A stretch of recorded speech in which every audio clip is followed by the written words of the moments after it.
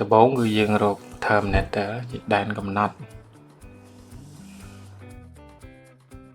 យើងមើលណាកន្លែងនេះគឺកន្លែងអត់ទាន់ផាត់កន្លែងនេះកន្លែងផាត់អញ្ចឹងកន្លែងដែលផាត់ហើយនឹងដឹងថាវាមាន value មួយដែលធ្ងន់ជាងតំបន់ដែលមិនទាន់ផាត់គេប្រើពាក្យថា block in shadow size ពាក្យថា block in ហ្នឹងគឺផាត់មួយ value មួយតង់ស្ដាប់ពាក្យ block ហ្នឹងគឺប្រៀបដូចជាយកអីមួយមកបិទចិត្តប្រហោងឬក៏ចន្លោះហ្នឹងអញ្ចឹងឲ្យ smooth កុំតាន់លេង tray អីអាលេង tray hatching ហ្នឹងវាជា more advanced level ឥឡូវយើងយកខាងចុងផាត់មែនប៉ុន្តែយើងទៅអញ្ចេះអញ្ចឹងវាមិនក៏វិញក៏វាមកាន់ទៀបបានស្រួលផាត់កាន់ low angle អញ្ចឹងយើងកាន់ចោតអញ្ចេះ control អត់បានមុំហ្នឹងមុំប្រហែលហើយនេះ75បាត់ហើយហ្នឹងអញ្ចឹងផាត់ឲ្យស្រួលគឺផាត់ចិត្តឲ្យស្រួលចេះហើយកាន់ low angle មុំបើកដែលផាត់ហ្នឹងអាចជា35អីទេតែវាទាមទារឲ្យយើងចិត្តស្រួលបានយើងផាត់ទៅបាន control ល្អតាមពិតទៅការកាន់យ៉ាងម៉េចនោះមិនចោតជាបញ្ហាខ្លាំងទេសំខាន់ថាយើងផលមិនដែរហើយបើយើងកាន់បែបនោះមែនហើយយើងធ្វើទៅវាអត់បានល្អយើងកុំកាន់បែបនោះទៀតយើងត្រូវបដូររបៀបកាន់តែត្រូវរើសវិធីសាស្ត្រណាដែលមានផលល្អក្រុមនេះក៏ដែរយើងផាត់មកតង់ចោលមែនយើងមើលទៅលើលក្ខណៈជាក់ស្ដែងដែរក្រុមនោះឲ្យវាធ្ងន់ជាងផ្ទៃលើនេះបន្តិចតែហ្មងទៅអញ្ចឹងយើងដាក់ស្មោល snow core shadow គឺចាប់ផ្ដើមពី one នេះនៅជាប់ terminator ហ្នឹងវានឹងដិតជាង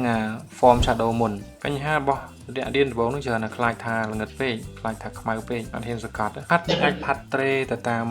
ទម្រង់នៃបាល់ហ្នឹងពេលដែលយើងបដោតលើការផាត់ពេកយើងច្រើនតែបំភ្លេចនៅ shape លេងមូលអញ្ចឹងទោះបីជាយើងផាត់ល្អមិនក៏ដោយបើសិនជាទម្រង់យើងអត់មូលនៅតែអត់មូលអញ្ចឹងមើលទៅនៅអត់មូលទេចឹងហើយយើងអាចគិតអំពីអក្សរ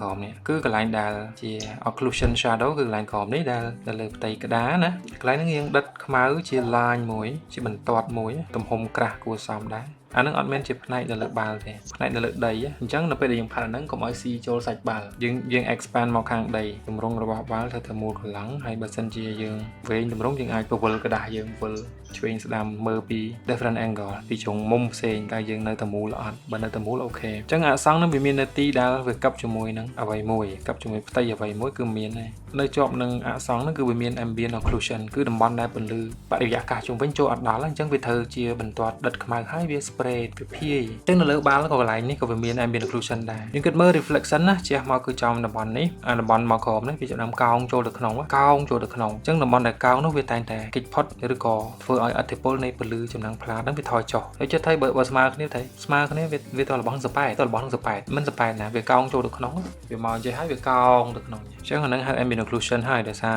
វាគេចផុតពីចំណាំងផ្លា ambient គឺពលឺបរិបត្តិជុំវិញដំបូងឡើយយើងគិតថាកន្លែងនេះដូចជាអត់ភ្លឺទេពេលយើងដាក់ស្រមោល form shadow ដំបូងកន្លែងនេះយើងគិតថាខ្មៅមែនទេដើម្បីបានពលឺ reflection ហ្នឹងគេអត់មានតកអីទេគេគ្រាន់ថែមតំបន់នេះឲ្យល្ងិតខ្លាំងទៅកន្លែងហ្នឹងទៅមានអារម្មណ៍ថាស្រាលវិញហើយនេះជា illusion គឺជាការបំពន់នៅក្នុងកណូហ្នឹងឯងដែលអ្នកគូដែលច្រើនគឺអត់ហ៊ានសកាត់ទេអត់ហ៊ានដាក់កន្លែងនោះធ្ងន់ទេព្រោះអីខ្លាចថាមើលទៅខ្មៅអត់ឃើញភ្លឺមកពីយើងសកាត់ខាងក្រោមអត់ដល់តាតែទាំងអស់ហ្នឹងគឺនៅក្នុងអីនេះទាំងអស់នេះគឺនៅក្នុង form shadow ណាហើយក្នុង form shadow នោះមានអីខ្លះ form shadow មាន core shadow មាន reflection និងមាន ambient occlusion ចឹងនៅក្នុង core shadow មានអីខ្លះគឺមានអក្សរមាន ambient occlusion ដែរហើយនៅមាន shadow បើសិនជាខ្សោយការគូបាល់នេះគឺយើងទៅ render របស់ដែលមានរាងកោងមូលស្វានេះគឺពិតជាជួបឧបសគ្គធំហើយខ្វះខាតមួយដ៏ធំធេងព្រោះពិបាកជាងគេរបស់ដែលមានរាងប៉ោងកោងមូលហ្នឹងឯង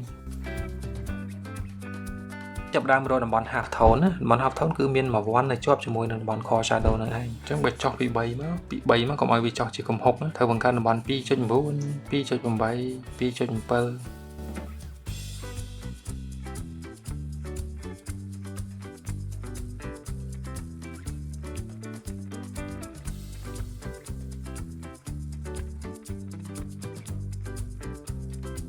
នៅក្នុងនេះគេហៅថាភ្លឺក្នុងងងឹតឡើយនេះគេហៅថាភ្លឺក្នុងងឹត